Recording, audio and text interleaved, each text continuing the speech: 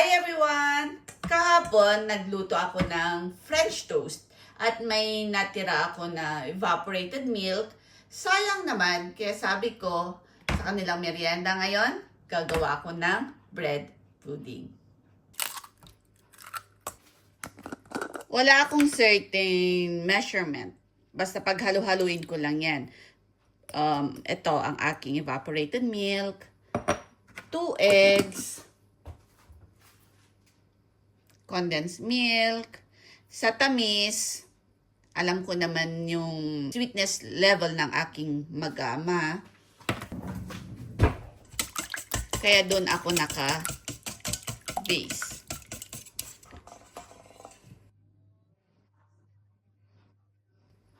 Wala pa rin akong vanilla essence. And this is butter, melted butter.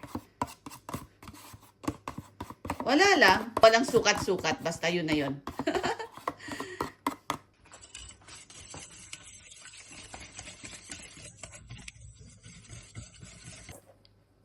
So, ito na ang aking bread na aking hinimay-himay kanina na ihalo ko lang sa ating butter mixture.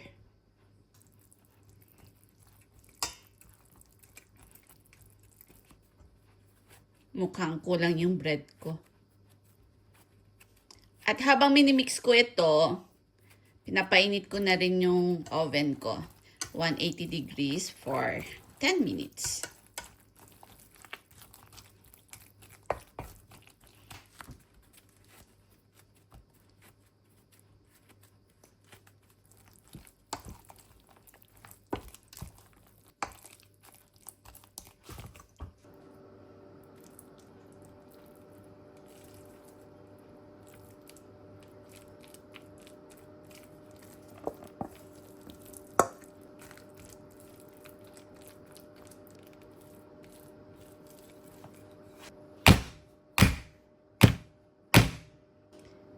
And ready na ito para ating i-bake.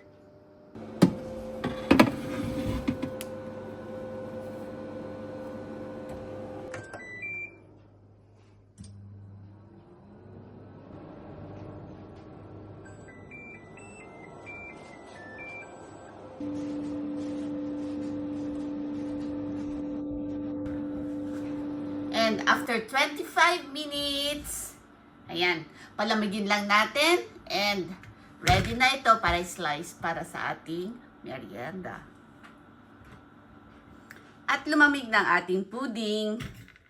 Ayan, nakapag-slice na ako kanina, naalala ko, ayaw nga pala. Need nating i-document yan.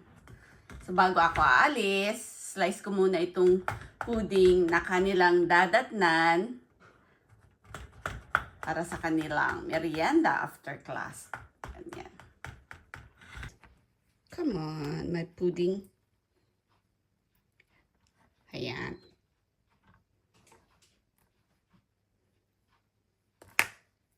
Ganda ng pagka-bake. And kahit pa paano, chewy ito. Ay, may space. Hindi maganda yung pagkataktak ko kanina. Pero, nevertheless, ganda. Ganda ng texture.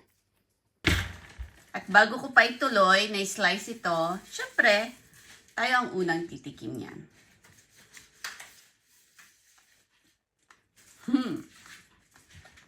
As usual, syempre sabihin ko, masarap. Luto ko. Fairness. Ganda ng texture.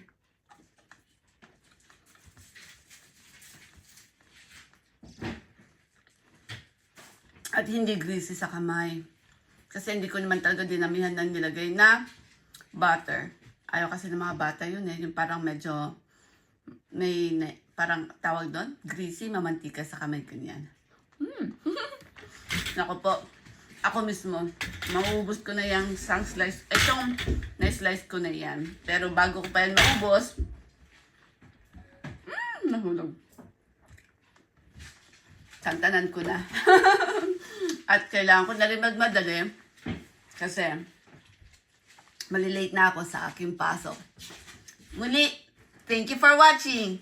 Till our next merienda episode. Perfect.